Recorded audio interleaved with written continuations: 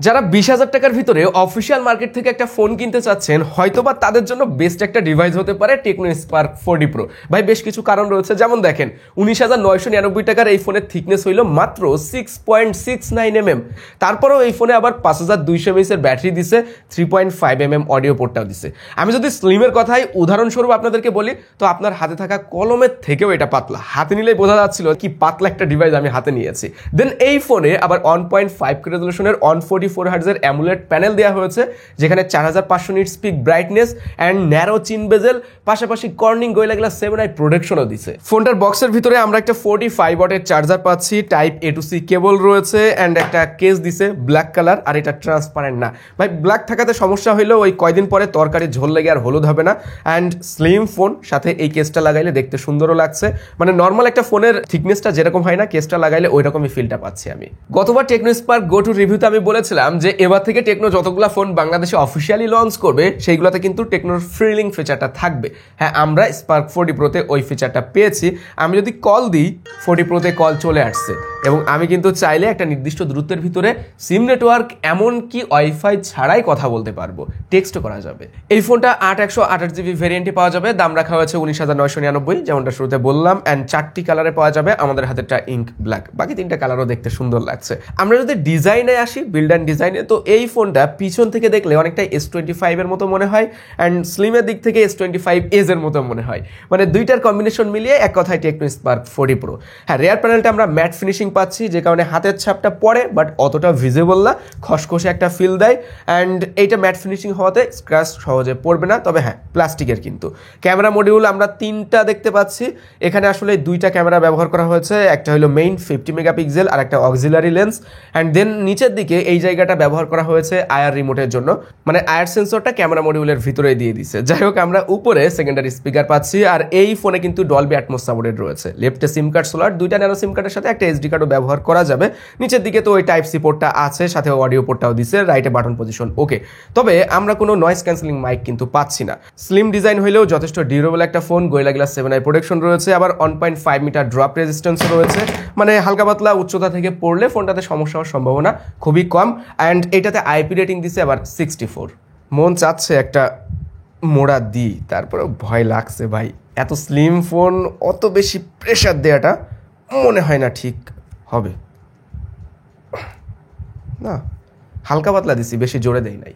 মজা হইল এই ডিসপ্লে প্যানেলে, যেখানে 6.78 ইঞ্চের পুরো XDR অ্যামুলেট 144 হার্টজের প্যানেল দেওয়া হয়েছে 1.5K রেজলিউশনের। পাশাপাশি ন্যারো চিন বেজেল এরিয়াটা দেখেন, লোয়ার চিনটা স্লাইটলি উঁচু, আপনি যদি বেশি খুঁতখুঁতে না হন তো ওইটা কোনোভাবে নোটিসেবল না। ছোট্ট করে 500 ক্যামেরা কাটআউট দিছে। আর হ্যাঁ, এই ফোনে কিন্তু 2K 60 হার্টজের ভিডিও স্মুথলি চলছিল, 440 PPI দিছে, যে কারণে যথেষ্ট শার্প অ্যান্ড ক্লিয়ার লাগছিল ডিসপ্লেটা। তবে 4500 নিটস পিক ব্রাইটনেসের যে ব্যাপারটা, আমি শিওর বলছি না আপনি আউটডোরে 4500 নিটস পাবেন।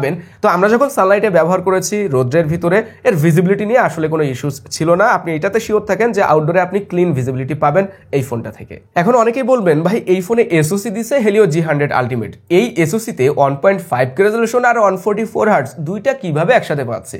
আদৌ কি সম্ভব? ভাই ব্র্যান্ড দিছে তাই পাচ্ছি। দেখেন, সিস্টেমের UI অ্যান্ড বেশ কিছু লিমিটেড অ্যাপ্লিকেশনে দেখলাম 144 হার্টজ আনলক করা যাচ্ছে, বাট বাকি যে অ্যাপ্লিকেশন আমরা রেগুলার ব্যবহার করি ওইগুলোতে 90 to 120 হার্টজেই ব্যবহার করা যাচ্ছিল।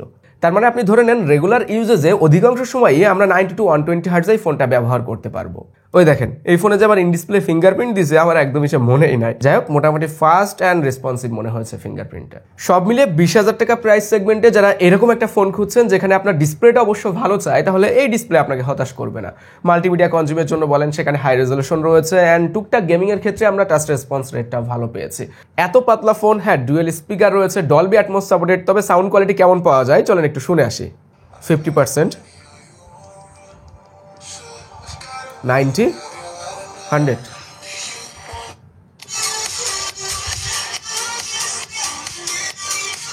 লাউডনেস বেশ কম মনে হয়েছে, অ্যান্ড মনে হচ্ছে যে সাউন্ড বের হইতে পারছে না, এরকম ভাবটা ছিল। আমি এটা শুরুতেই ভাবছিলাম যে এত পাতলা ফোনে সাউন্ড কোয়ালিটি অত ভালো থাকবে না। তারপরেও যেহেতু ডুয়েল স্পিকার দিছে, এখান থেকে আপনারা মাল্টিমিডিয়া বা যারা গেমিং করবেন কিছুটা হলেও আপনার সাউন্ডের এক্সপিরিয়েন্সটা ভালো দিতে পারবে। চলেন দেখি ক্যামেরাতে কি অবস্থা। পিছনে 50 মেগাপিক্সেল, সাথে একটা অক্সিলারি লেন্স অ্যান্ড সামনে দিচ্ছে 13 মেগাপিক্সেল সেলফি ক্যামেরা। পিছন ক্যামেরাতে 2x পোর্ট্রেটে জুম করে, মানে 2x জুম করে ছবি তোলা যাচ্ছিল। যাই হোক, এটা 47mm থাকে। এখন টেকনোর ক্যামন সিরিজের ক্যামেরার সাথে এটার কম্পারিজন করলে পিছিয়ে আছে। ক্যামন সিরিজ আসলে ক্যামেরা কেন্দ্রিক হয়ে থাকে, ক্যামেরাতে যথেষ্ট ভালো কোয়ালিটি দেয়। যেমনটা এর পিছন ক্যামেরাতে কিন্তু আমরা ওআইএস পাচ্ছি না, যে কারণে দেখা যাচ্ছে স্ট্যাবিলিটির একটু অভাব থাকে। আপনি যখন লো লাইটে ছবি তুলবেন ওই সময়টা একটু ব্লার হওয়ার চান্সেস থাকে। তার বাইরে যে এমনিতেই আমরা পোর্ট্রেট মোডে যে ছবিগুলো তুলেছি, এইচডির একটা সমস্যা ছিল না, ন্যাচারাল লাগছিল, তবে এক্সপোজার ব্যালেন্স করতে কিছুটা সমস্যা করে ফেলে। অবজেক্টের উপরে বা ব্যাকগ্রাউন্ডে অনেক সময় বেশি আলো থাকে, ওই সময় সে ঠিকঠাকভাবে আসলে লাইটটা ব্যালেন্স করতে পারছিল না, এরকম সমস্যা আমরা ফেস করেছি। তবে যেহেতু এখানে আবার 2x অপশন রয়েছে, যে কারণে দেখা যায় আপনি একটু ক্লোজ আপ শটের ক্ষেত্রে বেটার পোর্ট্রেট ভিউটা পাবেন। ল্যান্ডস্কেপ ছবিতে দারুণ লেগেছে। পোর্ট্রেটে যে ব্যাপারটা মিসিং ছিল, ওই যে হাইলাইট এরিয়াগুলোকে ওয়াশ আউটের দিকে নিয়ে যাচ্ছিল, ওইটা আবার ল্যান্ডস্কেপ ছবিতে অত বেশি নোটিসেবল ছিল না। অ্যান্ড ডাইনামিক রেঞ্জ বা লাইটের যে এক্সপোজার ব্যালেন্সের ব্যাপারটা বেশ ক্লিয়ার অ্যান্ড সুন্দর লেগেছে। অ্যান্ড হোয়াইট ব্যালেন্সও বেশ ভালোভাবে কন্ট্রোল করতে পেরেছে, যে কারণে ছবিগুলো দেখতে ন্যাচারাল লাগছিল। অনেক বেশি বুস্টেড টাইপের কালার দিচ্ছে এরকম মনে হয়নি। সামনে 13 মেগাপিক্সেল ক্যামেরা রয়েছে, সেলফিতে ভালো করেছে এই ফোনটা। 24mm ওয়াইডের ছবি তোলা যাচ্ছিল। ফেস টোনটা ক্লিয়ার লাগে ভাই, স্মুথ করে না, শার্পনেস ঠিক আছে, ওই বিউটির ব্যাপারটা নোটিসেবল না। কিছুটা লো লাইটে যখন ছবি তোলা হয় ওই সময় কালারগুলোকে একটু ওয়াশ আউটের দিকে নিয়ে যায়। মানে অধিকাংশ সময় আপনি সেলফিতে দেখবেন যে ন্যাচারাল টোনেই ও ছবিগুলো তোলে, অত বেশি বুস্টেড বা ফেস টোন হাইলাইট করার চেষ্টা করে না। এই দিকটা আমার কাছে ভালো লেগেছে। পিছন ক্যামেরাতে 2K 30fps এ ভিডিও শুট করা যায়, অ্যান্ড সামনেও দেখলাম 2K 30fps এ ভিডিও শুট করা যায়। পিছন ক্যামেরাতে ইআইএস ওআইএস কোনোটাই নাই। আমি ইআইএসটা আশা করেছিলাম, তাহলে কিছুটা স্টেবল ভিডিও পাওয়া যেত এই জায়গাটায়। সো আমরা এখন ইনডোর থেকে একটু বাইরে যেয়ে দেখতে চাই। এখানে আমাদের ভিডিও শ্যুট হচ্ছে, বিরলের কাজ চলছে। আজকে বাইরে প্রচুর বৃষ্টি, আপনারা দেখেন লাইটটা কত ভালো ব্যালেন্স করতে পারছে। সাথে সাথে সাউন্ড শুনে নিতে পারেন, তবে বৃষ্টির কারণে মনে হয় না সাউন্ড কোয়ালিটি অত ভালো আসবে। আমার কাছে এই ফোনের ক্যামেরা এমন মনে হয়েছে যে 20,000 টাকায় যারা ক্যামেরা ফোকাসড ফোন খুঁজছেন তাদের জন্য এই ফোনটা না। আমরা যারা ব্যালেন্স টাইপের ফোন খুঁজি, বিশেষ করে স্পার্ক সিরিজকে আমরা বাজেট ফোন হিসাবে এতদিন চিনতাম, তো সেখান থেকে এই ফোনটা 20,000 টাকা রেঞ্জে ক্যামেরাতে, ডিজাইন, ডিসপ্লেতে ফোকাসড করা হয়েছে, সব দিক থেকেই ব্যালেন্সড, তাদের জন্য মূলত এই ফোনটা। তবে এই ফোনের যে ক্যামেরা কোয়ালিটি দিচ্ছে সেটা নিয়ে আসলে হ্যাপি থাকার মতোই। টেকনোর ফোনে আপনি আর যাই বলেন না কেন, এআই থেকে এরা পিছিয়ে নেই। যেমন আমরা এআই স্টুডিওর ভিতরে এআই শার্পনেস প্লাস পাচ্ছি, অনেক সময় ছবি তুলতে ঘোলা হয়ে যায়, হাত নড়ে যায়, ওই ছবিগুলোকে সে ভালোভাবে ক্লিয়ার করতে পারছিল এই শার্পনেস প্লাস ফিচারের মাধ্যমে। এআই ইরেজার রয়েছে, আনওয়ান্টেড জিনিস রিমুভ করা যায়, আর এটা ফাস্ট কাজ করে। অনেক সময় আমরা ডিলে হতে দেখি না অনেক ফোনগুলোতে, ওই ব্যাপারটা নাই, একটু দ্রুতই সে ইরেজ করতে পারছিল। এআই এক্সটেন্ডার রয়েছে, ওয়াইডার ছবি পাওয়ার জন্য আপনি একটা ক্লোজ আপ ছবি তুলেছেন, সহজেই এক্সটেন্ড করে নিতে পারবেন, ওয়াইড ছবি করে নিতে পারবেন। তাছাড়াও গুগলের সুপরিচিত সার্কেল টু সার্চ এখানেও আমরা পাচ্ছি। আমরা জাস্ট স্ক্রিনের উপরে কোনো কিছু সার্কেল করে সহজেই সার্চ করে বের করতে পারবো। হেলিও G100 আলটিমেট আমরা এবার পারফরমেন্স পার্টে ঢুকছি। দেখেন এই এসওসিটা 25-30 হাজার টাকা রেঞ্জে আমরা ব্যবহার হতে দেখি। এই প্রথম মনে হয় 20,000 টাকা, টানা 20,000 টাকায় আমরা এসওসিটা পাচ্ছি।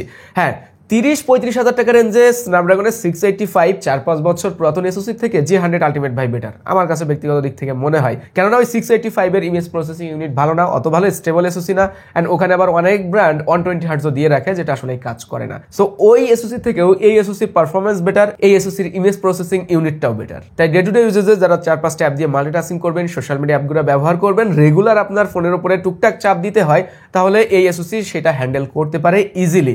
এখানে 8GB র্যাম রয়েছে, 128GB স্টোরেজও রয়েছে। সো স্টোরেজ বা র্যাম নিয়ে আপনাকে প্যারা খেতেও হবে না। আমরা AnTuTu টেস্ট করেছিলাম, যেখানে 4,56,000 রেজাল্ট পেয়েছি, অ্যান্ড Geekbench 6 এ সিঙ্গেল করে 661, মাল্টি করে 1929। রিয়েল লাইফ পারফরমেন্সটা শুনেন, এতক্ষণ তো শুনছেন। এখানে আমরা গেমিংও ট্রাই করেছি, পাবজি, ফ্রি ফায়ার, এরকম call of duty game try করি নাই, বাট পাবজি, ফ্রি ফায়ারে লো সেটিংসে ভালো খেলা যাচ্ছিল। হ্যাঁ, দীর্ঘ সময় গেম খেলার জন্য এটা না, অ্যান্ড কম্পিটিটিভ লেভেলের গেমিংয়ের জন্য না। যারা দেখা যাচ্ছে বিগিনার লেভেলের গেমার আছেন, আপনি একটু গেম ট্রাই করতে চান, টুকটাক গেমগুলো খেলতে চান, তাদের জন্য ঠিক আছে। গেমিংয়ের কথা আসলে ব্যাটারির ব্যাপারটা একটু বলতে হয়। এখানে 5200 mAh ব্যাটারি অ্যান্ড 45 ওয়াটের চার্জার দিচ্ছে। আমরা পাবজি গেম লো সেটিংসে ট্রাই করেছি, যেখানে 30 মিনিট মানে একটা ম্যাচ কমপ্লিট করতে ব্যাটারি ড্রেন হয়েছে এভারেজে 5 থেকে 6%। হ্যাঁ, এটা স্ট্যান্ডার্ড, মানে এরকমই চার্জ ফোনগুলোতে আসলে খায়। তো 5200 mAh ব্যাটারি দিয়ে আপনি রেগুলার ইউজেজে 1 থেকে 1.5 দিন ব্যাটারি ব্যাকআপটা পাবেন। যারা হেভি ইউজ করেন তারা একদিনের কাছাকাছি ব্যাটারি ব্যাকআপ ইজিলি পেয়ে যাবেন। যারা গুগল পে সার্ভিস ব্যবহার করতে চান তাদের জন্য এই ফোনে NFC রয়েছে, ওয়াইফাই, ব্লুটুথ, কল কোয়ালিটি এগুলোতে কোনো ধরনের সমস্যা ছিল না, তবে নয়েজ ক্যান্সেলিং মাইকটা দেয় নাই, ওইটা থাকা দরকার ছিল। এখন সব কথাই তো হলো, তবে শেষ কথা 20,000 টাকায় এই ফোনটা আসলে কেমন। আমি যদি বলি এক কথায়, সেটা হলো বাংলাদেশের অফিসিয়াল মার্কেট কিছুদিন হলেও এই ফোনটা কাঁপাবে। টেকনো যা দিছে তা অফিসিয়াল মার্কেটে আসলে এর আগে কেউ দেয় নাই ওইভাবে, আর আমরা পাইও নাই, এজন্যই কথাগুলো বলছি। যেমন ডিসপ্লে দিছে ভালো কোয়ালিটির, ন্যারো চিন বেজেল দিছে, একেবারে স্লিম ডিজাইনের একটা ফোন করছে, ক্যামেরা হ্যাপি থাকার মতো, অ্যান্ড ব্যাটারিও ভালো দিচ্ছে 5200 mAh স্লিম ফোনে ব্যাটারিতে কার্পণ্য করে নাই, সাথে 45 ওয়াটের চার্জিং সুবিধাও রয়েছে। তবে একটা জায়গায় তো সেটা হলো ভাই ওই নয়েজ ক্যান্সেলিং মাইক, এটা থাকলে এটা একেবারে পরিপূর্ণ একটা ডিভাইস হতো। ও আরেকটা ব্যাপার মনে পড়ছে, সেটা হলো স্পিকারের সাউন্ড। এই জায়গায় অনেকে লাউডনেসটা কম ফিল করবেন, তবে স্লিম ফোন হিসাবে এটা মেনে নেওয়ার মতোই। আর বাজেটের কথা ভাবলে তো এর থেকে বেটার কিছু আসলে আশা করা যায় না। আমার কাছে তো ওভারঅল গুড একটা ডিল মনে হয়েছে, সিদ্ধান্ত সম্পূর্ণ আপনার উপরে। তবে আমি স্টেপ বাই স্টেপ বলে দিচ্ছি, প্রথমত ডিসপ্লে, দ্বিতীয়ত ডিজাইন, অ্যান্ড তৃতীয়ত এর ক্যামেরা, 4 নম্বরে ব্যাটারি পারফরমেন্স। এই তো ছিল আজকের ভিডিও। সবাই ভালো থাকবেন, সুস্থ থাকবেন, আল্লাহ হাফেজ।